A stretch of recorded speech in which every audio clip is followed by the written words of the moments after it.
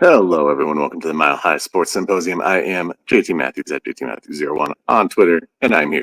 I mean, X, sorry. And I'm here with the doctor, Nicholas Manning, at DR_N Manning on Twitter. Is your thing? I got a typo on your handle. Hey, now you gotta adjust that. Yeah. Doc, how you doing today? It's very cold outside. It's bit. Yeah, they weren't playing. Thought that they would, but they weren't. So the snow has been plentiful today, and you know what? That's all the things. So, all right, man, how are you? Good. Well, I think we got a late start today. We had some technical difficulties. We're working on a new kind of way of getting into all the streaming and stuff, and it put us behind, but we're here now, and we're going to talk about some Colorado sports. So we're going to jump right into it. Let's start with the Denver Nuggets. The Denver Nuggets got a win. Was it 2 nights ago against Toronto? Yep. Last second 2-point victory. Kind of one of those deals where you had to hang on for dear life, and they happened to do so with a little bit of a depleted roster. Jamal Murray obviously out still with concussion symptoms and in the protocol. And then Aaron Gordon, which is something we're going to talk about today, left about 5 minutes into the game with a calf strain. Just kind of want to get your feel. We're a few weeks into the NBA season. There's a lot of narrative around this team and how people don't know if they can be competitive, if they're as good as they've been in prior years. There's a lot of young guys, maybe that we don't have enough shooting. Just kind of what's your takeaway from the first handful of games? I think this will be game 8 or 9 that we have tonight against Oklahoma City. But just want to kind of get your feel for how the season's gone thus far. Yeah, I mean, I would say it's been all right. I think the thing that I sent to you when we were talking about what to talk about today was just injuries again. The Pepsi Center is a bugaboo. You got Jamal out, and now you got Aaron Gordon with a strained calf that will be, or I think weeks. That said, who was the one of the better players on the floor this last game? That'd be Peyton Watson, which I think it's an opportunity because it's early. Is silver lining, right? So Michael Malone now has to play the young guys. That's true, because he doesn't have any other guys to play. And then doing so, I think that gives us an opportunity to see where guys can help and where this team really can accelerate maybe some of that growth from the young guys. So not that I don't want Aaron Gordon to play or Jamal Murray to play. God forbid. Nope. Let's not do this a lot. But if we're going to do it, let's do it. It's weeks, game 7 and not, game 80, 81. Right. So it sucks, but they are, injuries that this squad can come back from. I was actually pretty elated or excited about the finish and how this team, the Toronto Raptors aren't great, but they beat them already. They beat the Nuggets. They were able to kind of withstand that. So with the last couple outings, Minnesota was a game that I think showed some real true grit, comeback, even though they didn't close out. I think it gave you a sense of, right, this team has it there. We just got to have it be more consistent. Then you come into the Toronto game at home. Thought that was a good fought victory. Some of the younger guys stepping up, and then Jokic with just casual triple-double, of course. But I'm not concerned because I don't think they'll get buried like we are in the snow this early. But I do think, especially with Jamal, right, that hopefully this is like just a first of injuries and not an indicator of what's to come. So, yeah. But if Christian Brown can keep dunking on people like he did Rudy Gobert, and Peyton Watson can continue to not only attack and score baskets, but hit that corner 3, which if he has that, he's going to see the floor a lot. He's an elite defender. And if he can do that, that would be great. I had this thing pop up, and I was actually going to ask you about it. About like additional, and guys already kind of looking at some guys that aren't picked up right now, and whether or not this team needs to go get a player. Mm-hmm. So, what are your thoughts about how things went, maybe over just the last week or what have you? And then we'll talk maybe about like what might be out there still. So yeah. I think early observations, aside from the injury stuff, is that I think there's a few things that you can kind of hang your hat on that are positives. One being Christian Brown. Christian Brown's been a great addition to the starting lineup. He's been one of our most productive players on both ends of the floor, outside of Jokic, of course. He's doing things that KCP did, maybe not the exact same way. It looks a little bit different. But he's also adds a dynamic to the offense as far as his ability to get to the rim. We all saw him snatch Rudy Gobert's soul the other night against Minnesota, which was a beautiful, beautiful dunk. But he is one that to keep an eye on for sure. He's a young guy.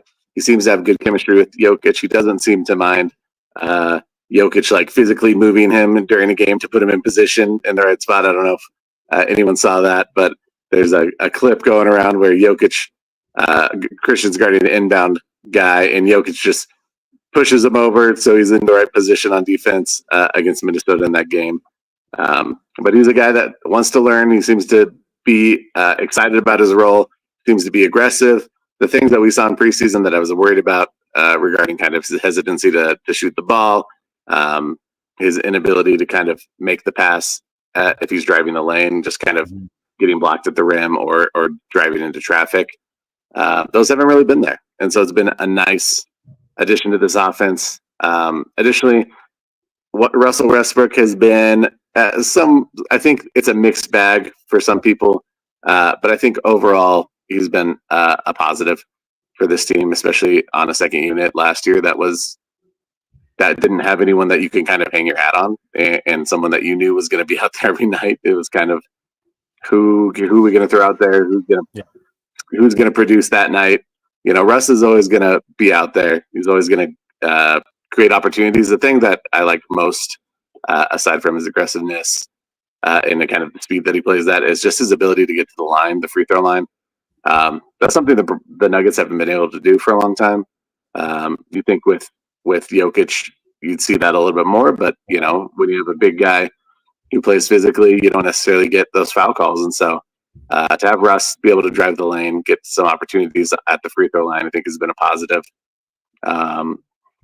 But yeah, I mean, health is going to be the story of this team kind of going down into the playoffs as we get closer and closer. Obviously we're still far away from that, but Jamal got to come back and we got to see what he has. He really didn't feel much in the time that he did play, and it sounds like Aaron Gordon's going to be out for at least a couple weeks. So, I think there are positive things to take away from this start. But I understand people's concern, and I understand, feeling like we're not in the same tier as some of those teams that are considered contenders in the West. I think right now the top three teams are Oklahoma City, who's undefeated. Yeah. The Suns, who have one loss, and the Warriors, who have one loss, which is surprising that the Warriors only have one loss. But, obviously there's some talent on that roster. Things could change with that. Otherwise, you have, let's see, 1, 2, 3, 4, 5, 6 teams at 4-3, one team at 4-4, and then a couple teams underneath that. So, middle of the pack, we're going to have to kind of fight and claw our way, see where we end up. But we have the same record as the Timberwolves right now. We have the same record as the Mavericks right now. And the Grizzlies are 4-4. So I think there are competitive teams that are kind of middle of the pack, and we'll have to see how they fight out of that. Yeah. I was looking up some names, not that Nuggets need to get into that right now. A couple interesting guys. Just give me a yay, nay. These are all free agents, so you don't got to go make a trade. Okay. I'm looking at guys, though, that specifically can shoot the three. So I'm not gonna suggest anyone that that can't shoot. So Kevin Knox, 2018 top 10 draft pick out of Kentucky, I believe. 25 years old. Last year averaged 7, 2, and almost 1. 46% field goal percentage, 33 from the arc. Yay, nay? I'd say nay, only because I think that he's a little inconsistent. I think he could be one of those guys that comes in and is streaky enough to get you a few good games, but I don't know that he really moves the needle. Yep, fair enough. Random one, Frank Kaminsky. Don't have stats on him because he played in Europe last year, but had a really good season before going across the pond. Yay or nay? Thoughts on? I'm a little more interested in that one. I think that I didn't anticipate, and maybe it's just because I didn't watch him very much last year. I didn't anticipate Dario Saric looking so unathletic, kind of out there with that second unit. And I think one thing that Kaminsky does bring is some energy and some athleticism, and he can shoot the 3 ball a little bit. So I think it's intriguing. I'd consider it. If you needed to, drop a kind of an end of the roster guy to pick him up, I might be in favor of that. Definitely more interested in that than the other. That sounds all right. Wesley Matthews. That's interesting. I mean, he could shoot. I mean, we know that. I don't know if you move off a young guy to bring him in. Maybe it's a possibility, I guess. But it's a little interesting. Not too intrigued in that one. Okay. All right. Last couple. So one, returning Justin Holiday. Yeah or nay? I think if you're going to bring someone back, I think he showed that he can be effective off the bench. I think he knows the system. I think he enjoyed his time here. I don't think he would be in any way a negative. So if you're bringing back a Justin Holiday and releasing one of the young guys, I can't think who's the point guard who hasn't played very well. I can't think of his name right now. State. I'll figure. Yeah, the Penn State kid. Yeah. Him. But if you had to lose him to bring Holiday on, I'd totally be in for that. And he showed that he can play with the starting unit even a little bit if you need him to. Yep. Okay. Quick nod or nay. Bismack Biyombo. Nah, I don't think so. Fair. Robert Covington, small forward. 3 and D. No, I don't think so. Okay. Last one. This one. Actually, last two. Let's see. Jay Crowder. I'd be interested in Jay Crowder. He's not signed right now. Mm-mm. Interesting. I do worry that he might be a little bit of a locker room, not a good locker room guy. Yes, but he's got some positive. Yeah. All right. Last one. Landry Shamet. Last year, averaged 7 points, 1 rebound, 1 assist, 43% field goal percentage, 34% from the 3 point. I'd be intrigued by that more so than some of the young guys. Okay. I don't know. You would be open for, if it's kind of right swing, but someone more. Either it's got to be a blockbuster or just someone that can come in from the bottom. We don't want to move off of anyone that impactful, but no, yeah. I think if it helps the depth, especially now that we've got some guys injured, it's someone that's a little more reliable and has more consistency than maybe. I don't know if Landry would want to come play with Aaron Gordon after what he did to him on Christmas 2 years ago, though. So yeah, probably not. But just thanks. I appreciate you going through the exercise. That is for sure. What's your concern meter? 10 is panic. 1 is we're fine. I'm probably somewhere in the middle. I'm probably at a 5 right now. It's kind of a cop out. I think part of it's just it's early, and I think as Russ gets some continuity with the bench guys and plays with the starters a little bit, I think you'll see. I think you'll still always see turnovers from Russ. I think you'll see bad plays from Russ, but I think that he'll develop some chemistry with some of those young guys. With Julian Stroup here, he seems like he has a little bit already. Jokic, he seems to play pretty well with for the most part, and doesn't mind deferring to him. So I think I think there are little things that will improve. We just got to get guys healthy. That's just the bottom line. Without those starters, you're really pushing some odd lineups out there just to see what sticks, and it's a challenge for Malone. And I think it's good ultimately to get those guys some run, but I'm not sure. How many games you win. Like tonight, I'm not really optimistic that we're going to beat Oklahoma City. That's a complete team with a lot of depth, and with the pieces that we're missing, it would take a really big effort from someone besides Nikola Jokic to go and get a win against a team like that. Yeah, I concur. Short term, hopefully, maybe some guys get some calluses. Long term, or that's the long term. Short term, hopefully, guys get back pretty soon. Again, this can't be a routine exercise to find out if we have enough depth pieces to withstand two guys that are getting paid a significant amount of money because they're good. Yeah, and I think you worry about Jokic's workload already. That's kind of the biggest thing. Obviously, he's putting up incredible numbers. I had a feeling he was going to, kind of, even just from the limited run he got in the preseason. So I don't want to not mention Jokic because he's just been incredible so far. But you do worry about kind of the wear and tear of the season. This is what happened, or at least what they say happened going into that the playoffs last year, is that they were fatigued, and they're not doing anything to help Jokic with that right now.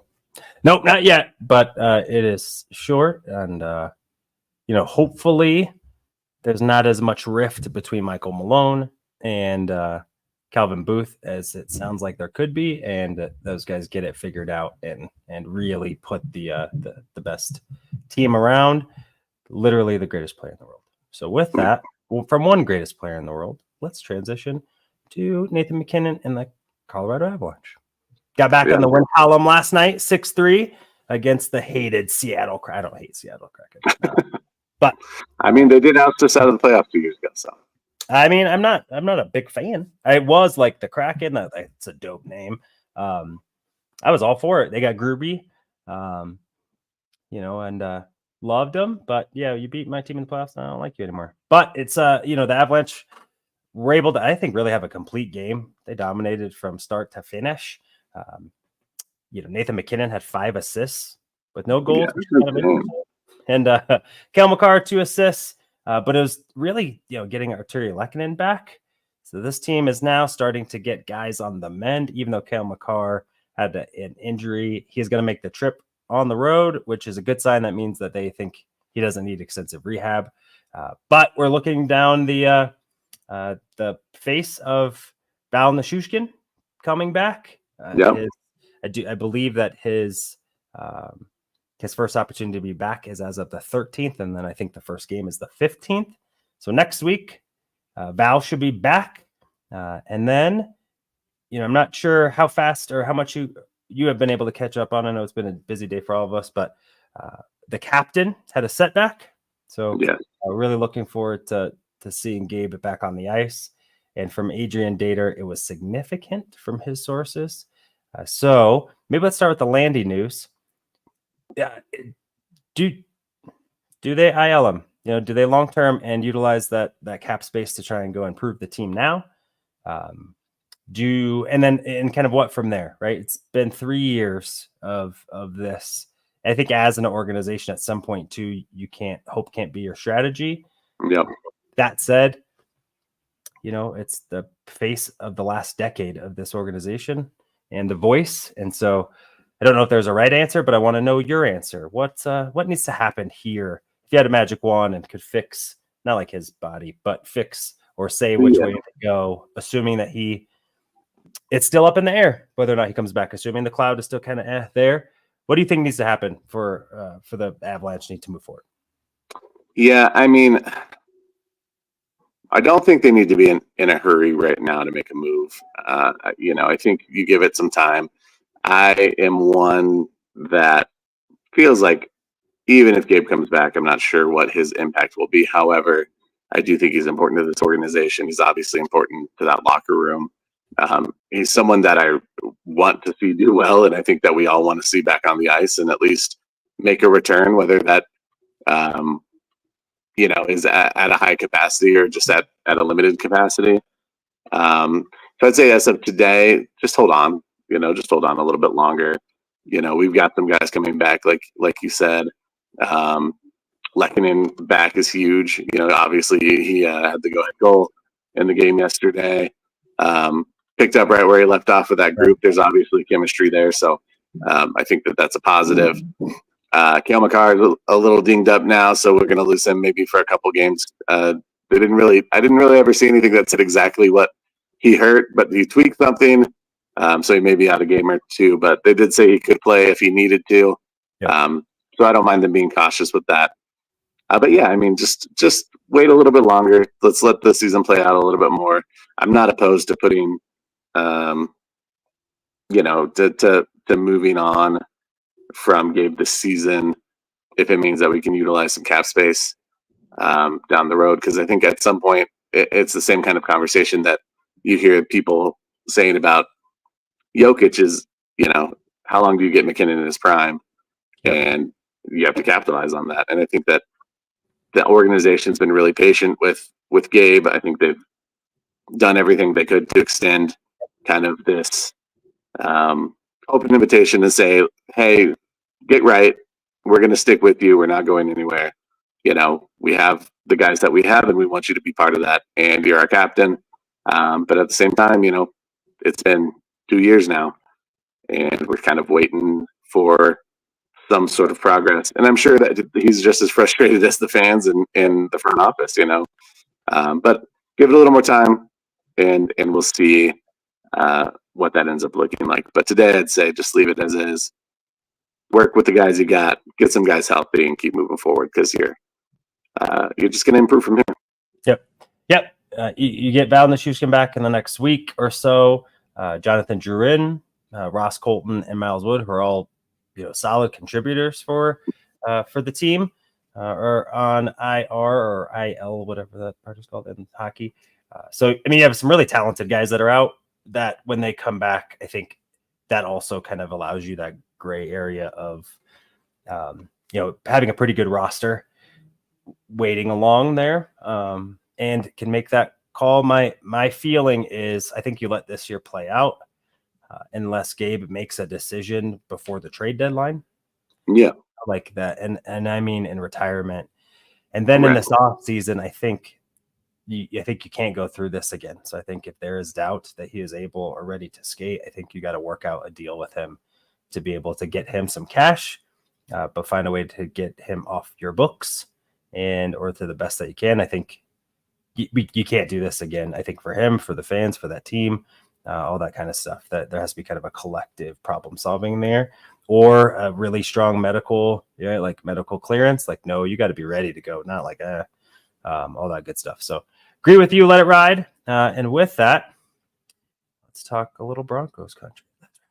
Yeah. Before we move on, just really quick, I just want to point out that Nathan McKinnon and Cale Makar. This is why I don't do the transitions. No, it's okay. Our McKinnon and Makar are 1 and 2 in points in the NHL right now. So there's obviously firepower on this team, and the big players are keeping this team afloat for the moment. But I think as soon as you get them some help, they should be okay. Yeah. Now to the Broncos. Let's go into it. Broncos play the undefeated Kansas City Chiefs this upcoming Sunday, and I'm a little nervous. And I want you to break down. Hey, let's just talk about matchup to start. Actually, let's talk about the Ravens game first, because I think it's important that we do talk about that. It was a tough one. I think we had some feelings kind of on last Wednesday that it was going to be an uphill battle. Yeah. But I think we also felt like it would be competitive. It didn't end up being competitive. It was competitive for about a quarter, maybe a half. Half. Like the close to the half. Yeah. Yeah, close to the half. But I just kind of wanted your feel about why the game went that way, the positives that you saw, but also the negatives, the things that concern you going into this week's matchup. Yeah.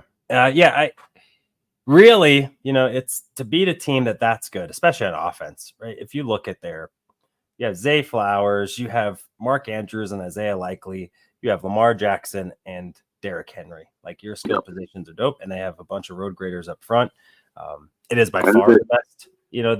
And to be clear, it's on pace to be one of the best offenses in NFL history, right? Like, it's elite good, not just like, oh, they're like a good team. Like, this team is hanging points on people left and right. So we knew that they had to be perfect. We said that Bo Nix, if they win and we came back on here, my opinion was that Bo Nix had to be the star of it. And to be honest, I think he played better, especially I look at like the competitive window, right? So Lil Jordan doesn't catch that ball. Of course, it's tipped. But they had kind of started a little bit of momentum, had, third and shortish, and defense comes out, right? Moves them back. They can't even kick a field goal. Like, that's dope. But one, you kind of lose that.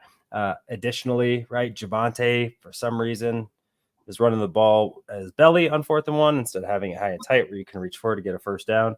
And so, and Garrett Bowles holds Kyle Hamilton, on a run play where he could, or, on a play where he's rushing the passer. Like, just stand there, man. You're ginormous. Yeah. Like, those two things, because if not, and Jaleel continuing to run out of bounds when he's running the ball and not utilizing the clock or being aware. Like, you're a running back, man. I'm not saying that you got to get T-boned every time, but it's all right also to use a little physicality, even at a small frame. So I was disappointed a little bit in that. That said, I think that it was a game that they needed in terms of, you competed, but you couldn't overcome errors, and they simply just waited for you, right? They waited like Tom Brady used to, and just, you're going to beat yourself.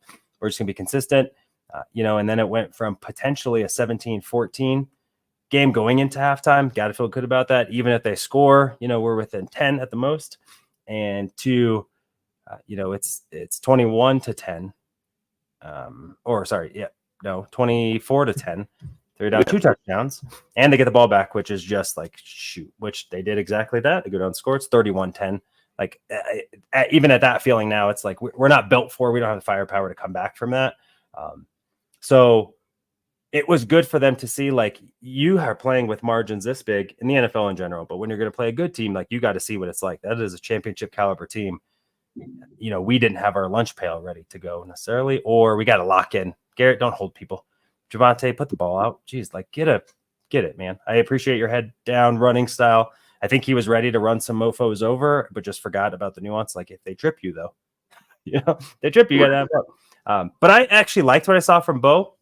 I think there was some bad reps for sure in there, but I actually took, a guy that played pretty well in the face of some, a really competitive defense in a tough environment, playing against, number 1 and number 2 MVPs, in the MVP voting, and Derrick Henry and Lamar Jackson. So I think they got to see what it looks like, right? Like, boom, punch in the mouth, for even my bullish prediction that they were going to win last week. I didn't mark them winning in my pick'em.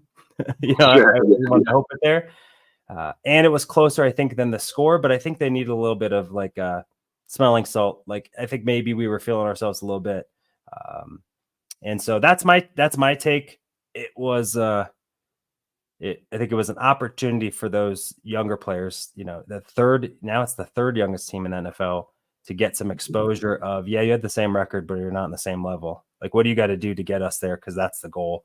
And they're built the way that I think the Broncos want to be built. Mobile quarterback, really strong, tough offensive line, run the ball, and a fast and aggressive defense. Stop me if you heard that before, right? So hey, that's what we want to get to. That's what it look like. Of course, Bo, you're not going to be Lamar, but I mean, you potentially were going to throw for one, run one in, caught one. Like, count one, yeah. It was going to be his stat line, right? Like, so there's some pretty special stuff in his performance. So that was my take. I'm not really down on it. It was like, right, like, it's, you're paying above your fight class, and you found out, and now we have another opportunity against a really good team to right that ship. Yeah.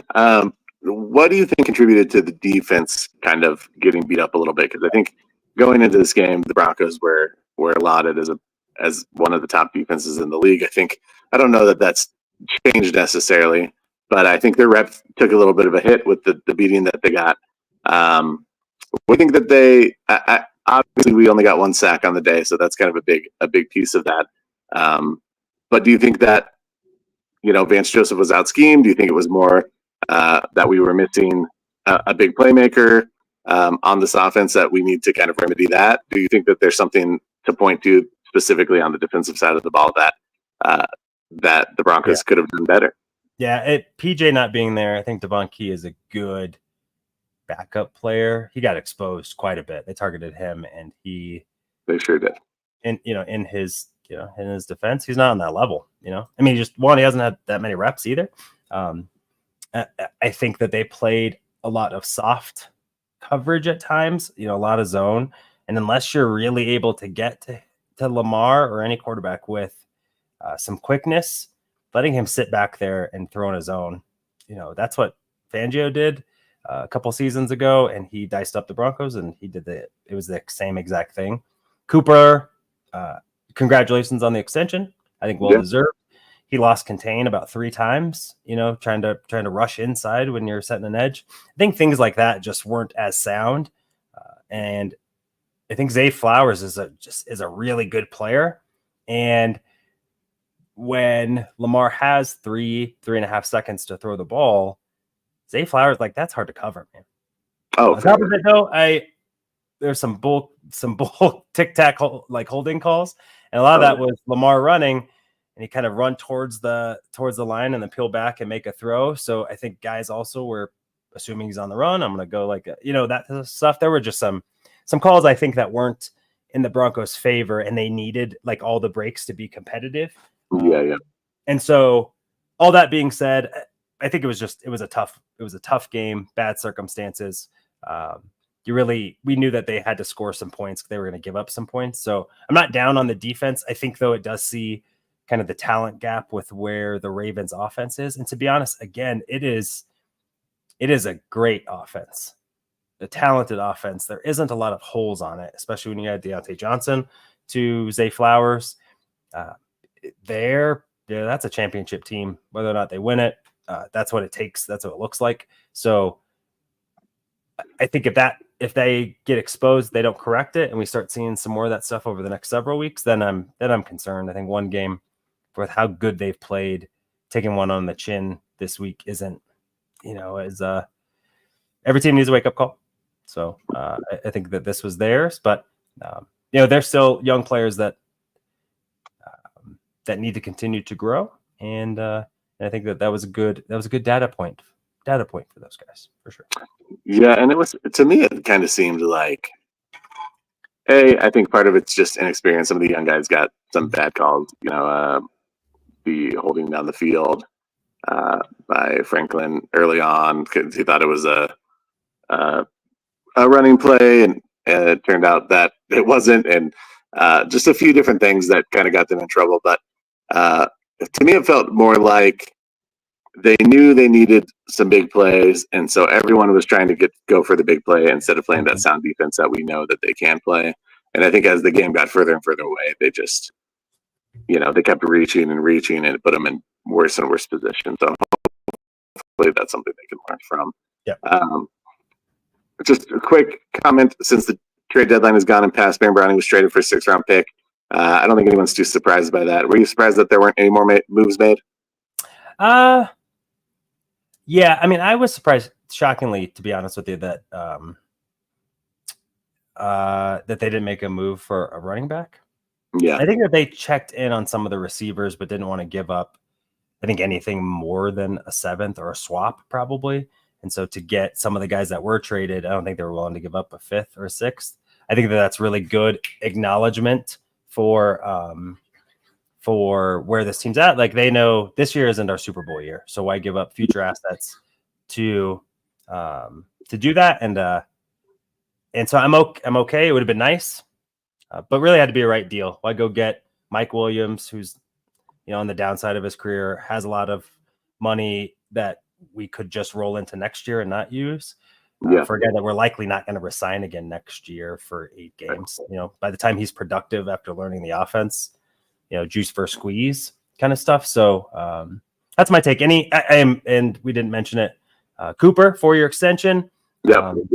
And for $60 million. I don't know the guarantees and all that stuff, but we knew it was him or Barron.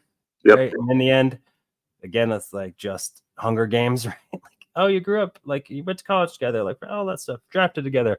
Like you've spent almost the last decade together, and then it's like each of you will play for one job, right? It's like the Joker now accepting applications. And so, 2 years ago, that would you have thought Cooper would have been the one we kept? No. I was like, he's a nice rotational guy. Barron's it, right? Like Barron has the bend. It's Vaughn-ish, like just. And Jonathan Cooper, man, for what you think of George Payton, getting that guy in the 7th round, and the way he's put together, not only is he, he's the 21st ranked edge in the NFL, which I think is pretty good. And I think there's still room. I thought maybe it hit a ceiling, but I think he's our most well-rounded edge player. And so I'm glad that they drafted, developed, kept one of their core guys. And I hope Barron lands, but he wasn't in the plans. So getting a 6th back, I'm not mad at. Jonah Ellis needs some reps. Dundra Tillman, who I really like, has come on, can get some reps. So, and to be honest, if something happens to one of the starters, we probably, right? Barron wasn't producing right now anyway, so we probably were going to need to have a young guy or call some guys up. So in the end, I think it wasn't bad. Let him go get a chance to go in a defense, maybe that showcases some of his skills, do a solid for him a little bit, and then go from there. What are your thoughts? You like it? Not like it? All those good. Yeah, I mean, obviously, I wanted Barron to work out. A because he's an Ohio State guy, but B just because it's good, best for the team if it does work out. But he's not able to stay healthy, and I think that's just a huge contributing factor. Cooper seems to fit into this offense or this defense well. I think that he has proved that he can get pressure on the quarterback at a more regular rate. And maybe that's just because he's on the field more, but that matters. Availability matters in any league. So I was fine with that. I did hope that maybe they would kick the tires on a tight end or two, just because I thought that that's something that they're missing on this offense that could have brought them some depth. But ultimately, I didn't necessarily expect that. I just thought it would be a nice, pleasant surprise if they did. I think that they understand where this team's at. And I think that at this point, we kind of understand where this team's at, which is a competitive team week in and week out, but not at the top tier yet, and not necessarily one of the teams that's going to be playing for the Super Bowl come February. Maybe could they get to the playoffs? Maybe, but I don't know that there's a ton of high expectations for this season specifically. And GM and Sean Payton, they got to take the long game into consideration, the long term of Bo Nix into consideration. Going and getting a nice receiver would be great, but how much does that actually accomplish the season? I think that those were conversations that must have been had, and ultimately, I think they got an additional draft pick. That's always another dart to throw at the board, as George Payton says, or some value to be able to trade later for an asset or an offseason. So ultimately, I'm okay with how everything landed, and now we got to turn our focus to Kansas City. So let's talk about that. Yeah, let's do. Kansas City won on Monday night against Tampa Bay. The Bucs had them on the ropes, but couldn't finish. My feeling is this is the perfect time to catch them. So they won. So they came back. Essentially, they played almost a whole additional quarter. And then they traveled to Buffalo after the Broncos. Yep. So kind of what I was hoping Baltimore would have, like that Baltimore would have won the week before and maybe kind of coasted, but we were not fortunate enough. They were focused and game planned. This will be a little tough. The Kansas City offense that's the best they've looked all season was Monday. Their defense has been good all season. So, this is another one where you got to make the plays that are there. Like Bo, you got to be able to hit players on the wheel route. You got to be able to put the ball out there and have your guy come up with a play. Javonte, you got to get the first down on 3rd and 1 for the love of God. And then defense, yeah, he's not as mobile as Lamar Jackson, but Mahomes isn't an athletic slouch. And so you really got to get there. In the end, quarterbacks, if you can pressure them, it's the best way to have them commit errors. Pat has thrown some interceptions more than he is used to this year. And so you hope maybe that continues. But definitely really needs to, really has to feel the pressure for this Bronco team to have, come out with a win. I think they have a legitimate chance. I thought they had one last week, and the Broncos showed that they did for about 27 minutes. And so I think this team doesn't have as much firepower. I think DeAndre Hopkins is a good receiver, and Worthy is fast. And so, but they're not as dynamic as the Baltimore Ravens are. So that's my thought, my take. I think that they got a good chance. What about you? Do you feel like the Broncos really can compete with the Chiefs? And if so, why? Yeah, I think we alluded to it last week as well, that if we were going to get one of these two games, we feel like the better opportunity is against Kansas City. And it's funny to say that because obviously they're undefeated. They've looked pretty good. Whether we feel like they've been getting some bailouts from the referees or not, the record is what it is. I like where it falls on the schedule, like you were saying. I don't know that you too often overlook division opponents just because those always seem to be dogfights. But given the last few weeks for them, this may be a team that they kind of take their foot off the pedal against a little bit. I just think that we match up in defensively better than we have in previous years. I think that our ability to generate a pass rush this year is a big difference. That's something that we've struggled to achieve over the last few years. Not something that we've had to worry about so much this year, which has been nice. I think that if they can generate some pressure and they can make Mahomes uncomfortable, obviously he's going to make some plays on the run. He's going to get some shovel passes off and some left-handed passes and some jump passes off that you're not expecting because he is who he is. But ultimately, I think that he's looked a little more mortal this year than the last few years. And this offense in general just doesn't look quite as explosive as it has. We're not playing the Ravens that next week. We're playing Kansas City, and for as good as they are scheming on offense and as much as they can move the ball and be effective in doing so, it feels as though they've taken a step backwards and the Broncos have taken a step forwards as far as their defense goes. And so I think that, us progressing and their regressing kind of brings us a little closer together. And I like the opportunity they have to kind of go in and play spoiler and get the first loss of the season for Kansas City. They're going to come out fired up. They're going to come out fired up against this team. I don't think you may see some errors just based on the adrenaline, but I don't think you'll see as many errors as we saw this last week. Obviously, they're going to kind of key in that, I'm sure. But I think you'll see a team that's out there that has some drive and is ready to try and get a big divisional win. Yeah. So just pulling up the PFF, roster and just being able to kind of look at what the matchup is, and you can kind of see at least PFF again. It's data. It may or may not be totally accurate in the sense of how we would see the game, but really outside of McDuffie and their slot corner Cooper, who is I think a pretty dang good player. Yeah.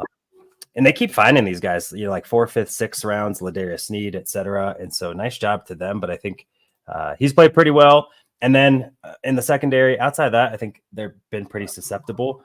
And you got Jones, who is an absolute monster. But really, Karlaftis hasn't exploded like maybe they hoped they would. He's been solid.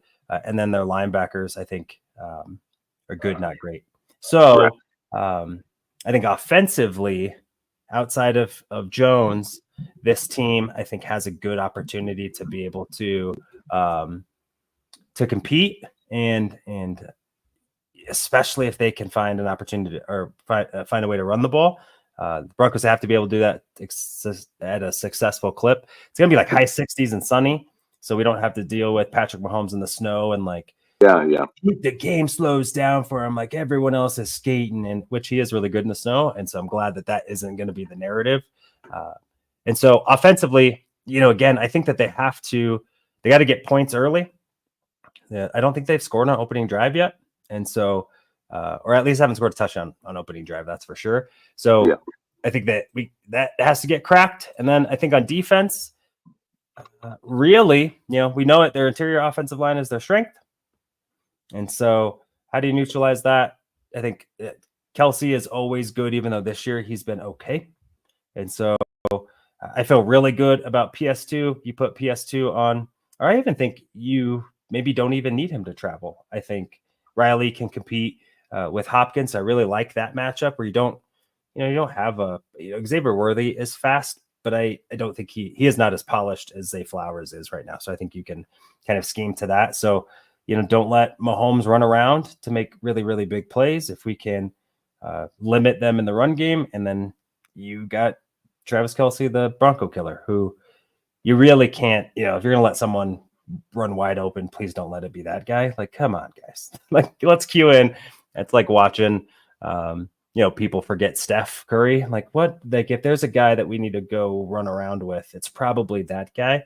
So, I'm not really scared of their run game, right? Since Isaiah Pacheco's been out, they haven't been that great. Kareem Hunt, and so on. And so I like this matchup. I think they have played the Chiefs, over the last several years without being able to get the dub. Those games have been some of the more competitive games that they've had, especially in the division, even more than losing to the Raiders, right? And so they've been within one score most of the time and during these matchups. And so I'm actually really excited for this. I do think that they have a shot. And I think, in my opinion, is it a must win? Yeah, I think if your goal is the playoffs, I think you have to look at this as we got to go get this game, especially a division game. Then they are 6-4. You really got to get to 10. And so if they can go 4-3 over the last 7, nice. That's pretty doable. Gives you a little bit of grace. Put some teams on notice.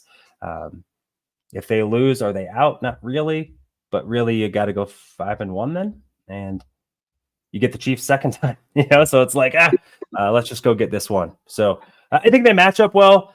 The hard part is Mahomes played really well last week, and so he for the demons that we were hoping that he was going to be dealing with, he's not exactly right now. So hopefully the Broncos can bring it back to earth. So maybe with that thought, or let's see, 1, what's up, Richie? 2, do you want to go predictions or do you want to go X Factor? Who do we think? Let's do X Factor. Yeah, let's do X Factor. I think that you can find one on either side of the ball. So do you want to do one for each, or you just want to do one for the game? No, let's do one for each. Okay. Why don't you kick us off then? Why don't you go Broncos offense? I think so. I'm going to take, Mahomes and Bo Nix out. I think we can. You really need Bo Nix to have a pretty good game for you to win. No turnovers, couple times, blah, blah, blah, blah, blah.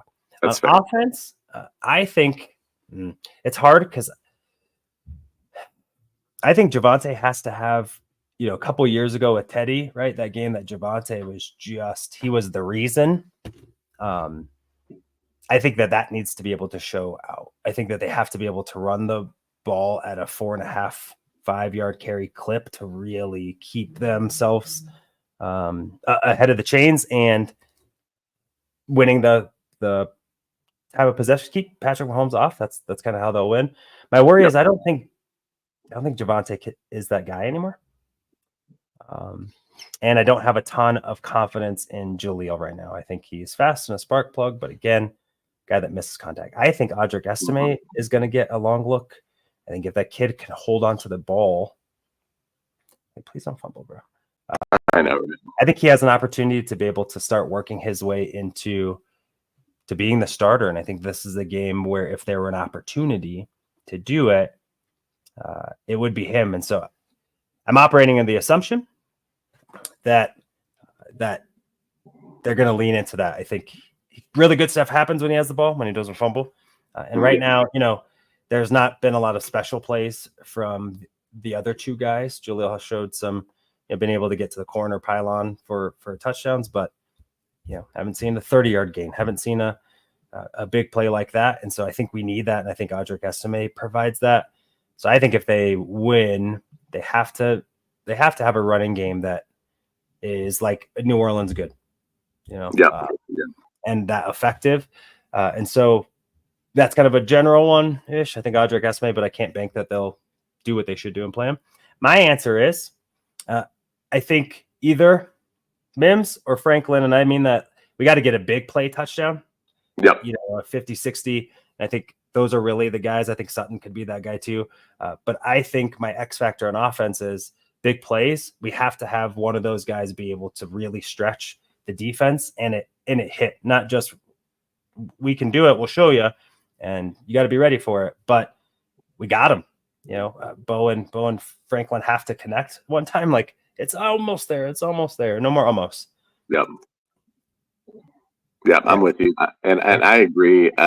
Mine was actually Franklin. Okay. It just speaking for that same reason, and I think because we've seen a few near hits, but also near misses with that tandem of Bo Nix and Franklin. Right, we had the drop. Was that in the Oakland game that he just dropped? Franklin just dropped the ball. We saw it this week, just an overthrow by Bo Nix early on. Yeah. And like it looks like it has potential, and it looks like it could happen. It just hasn't happened yet. And I do think the big passing play is important. You do have to stretch that defense. They can't. The reason we lost those first two games is because everyone's coming downhill at you. They're not concerned about any throws down the field. The Chiefs are a good defense. They may not be a top tier defense or as effective as they've been in past years. But I think they're still really good, and I think that you have to be able to throw as much at them as possible. Let's switch sides. Let's say the Broncos defense. I think that I kind of battled back and forth on this one. I think my heart says it's our defensive line. And then kind of what we were talking, and the reason I say that is just because I think the thing that brings us closer to being able to be competitive against this team is our play in the trenches on both sides, right? I think that has been a big contributing factor to why we've been successful so far this year on both sides of the ball. If I want to get a little more granular, I'll say John Franklin Myers. I think he's been a guy that has popped. He was the only guy who got a sack last game against the Ravens. He's a guy that kind of came in and you expected him to be a run stuffer. Mm-hmm. And for the most part, he's done that after a few weeks, kind of getting used to everything and getting acclimated to the system. Yeah. But I'll say Franklin Myers' ability to get pressure up the middle and ability to kind of just hold that running game in check. Yeah, hold the line exactly, and be able to impact the game in the trenches. I think that's something we've missed, and I think Franklin Myers and DJ Jones and Zach Allen have all been really nice in that area. Yeah, Franklin Myers has started to really come around. Yep. He is now the 15th best D lineman according to PFF. So I think that is important. Just to clarify, the Chiefs actually this year, yardage-wise, are top 10. So they're ahead of the Broncos in terms of, I think that they are 5, and the Broncos are 7th. So okay. Not bad. Got two really good defenses. Pretty good. How that goes. I think who this player, I think Zach Allen is, and I would take either of those guys. You got John Franklin Myers, or you got Malcolm Roach, or you got, but Allen has been phenomenal. I think if you can get some pressure, essentially just like they have with Jones, if you can have a guy that can create internal pressure quickly, there's nothing more that mess up a quarterback than pressure in your face or at your feet. And so I think if Zach Allen has a sack and a half and a couple of tackles for loss, I think that one means that they aren't able to double team him, which means that John Franklin Myers, Jonathan Cooper, guys are requiring their own attention. And I think that the Broncos have a really good shot. I think a dark horse for this would be, Justin Strnad or Cody Barton, kind of whoever is the coverage backer. And, how well do we fare against Travis Kelce? I wish this were an opportunity for Skinner and his size and length and all that stuff. Doesn't seem like that's the place for him right now or with where he's at. So we don't have a body like we have had with Justin Simmons in the past. I think that can stay with him. Brandon Jones has been phenomenal, but he's not necessarily a man-to-man cover safety. So I hope that is a matchup. Vance Joseph has not had fared well against tight ends. I think we all know that. But to be honest, Travis Kelce dominates everybody. So it's not like a Vance problem. It's a Travis Kelce unicorn. And so, but I think kind of up the middle, inside linebackers, whoever's really going to be playing in line against Travis Kelce and maintaining that. And then I think if, the D tackles really, in my opinion, play really good football, I think it gives this defense a really good chance to compete, which means they're probably stopping the run, putting pressure on the quarterback, which I think will, if it limits the Chiefs to where they have to throw all of the time, not necessarily that's their weakness, but I think it at least helps you with the defense and game planning and being able to execute because you have a better sense of what's working and what's not working. Yeah, totally agree. Let's do predictions real quick, and then we got to boogie out of here. So what do you think? Let's make an official prediction for Broncos v. Chiefs. Broncos win 24-21. I think last week's wake-up call, I think the Chiefs are due. I don't think they're going to be an undefeated team. And so I think this is one that the Broncos will get. I actually believe that as opposed to like wanting to believe that with Baltimore. I think that they're going to go in. It's going to be a nice day. It's a road game, but it's a couple hour flight. Really easy to be able to maintain against a team that likely or could be looking past you. And so I think that they'll be locked in. I think that this is a game that they'll go put the NFL on notice a little bit. I think really solidify the answer of, are we believers or believers? And I think we'll answer that. What about you? What's your take? Yeah, I'm usually known for being the pessimist on this podcast. Yeah, I'm going to flip the script today, and I'm going to predict a Broncos win 23-21. So almost the same as you. I don't know that we'll get 3 touchdowns against this defense. Nice. I think they're a good defense. I do foresee it being a tight game into the fourth. And, if you get a chance to kick the game-winning field goal and leave no time on the clock, that's probably your best recipe. Because obviously you get Patrick Mahomes anytime, it doesn't usually fare well. So if they can kind of run that clock, get in field goal range, and get themselves a chance to win, I think they can pull it out. Yep. Agreed. I think, maybe Adam Troutman is a guy. Cade Otton last week, 8 catches, 77 yards, and kind of a bounce back. They are susceptible there, which I don't know that we have the opportunity to exploit that. But with alignments and that kind of stuff, maybe we will. So we both got the Broncos winning. Hopefully you all too. And then I will let you do our outro because I'm not that good. Yeah, no worries. Well, thank you, everyone. We appreciate you being with us today. Of course, we got big games coming up for all of our teams. The next take on the Oklahoma City Thunder tonight. I will be catching that game. We'll see how long I end up watching it, depending on what that score looks like after the half. But I'll be rooting them on nonetheless. I'm excited for the games this weekend. CU's got a big game against Texas Tech coming up. So that'll be exciting to keep an eye on. This is a team that we're going to keep an eye on kind of as the playoffs get closer and the college football season wraps up. Can they find themselves in contention to make the playoffs? I think that's an exciting point that we'll be talking about most likely next week. But thank you. We appreciate you. Come join us next week. Normal time. probably 2:30 ish. We'll give ourselves time for some technical difficulties. Yeah. And if you need a sports prescription, call the doctor. You know it. Fast lane when I pass in the street, bag of money in the passenger seat. Simcoe's been asking for me on the road from the west to the east. Way up, I might never come down, cause the coast racking up the flame out. So high, I might never come down, so what, this is my lifestyle.